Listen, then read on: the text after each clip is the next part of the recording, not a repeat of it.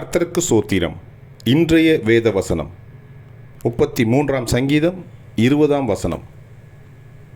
நம்முடைய ஆத்துமா கர்த்தருக்கு காத்திருக்கிறது. ஆமென். அவரே நமக்கு துணையும் நமக்கு கேடகமுமானவர். ஆமென்.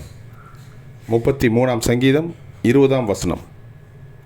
நம்முடைய ஆத்துமா கர்த்தருக்கு காத்திருக்கிறது. அவரே நமக்கு துணையும் நமக்கு கேடகமுமானவர். ஆமென். 33ஆம் சங்கீதம் 20ஆம் வசனம். கர்த்தர் உங்களை ஆசீர்வதிப்பாராக, உங்களோடு கூட இருப்பாராக. ஆமென்.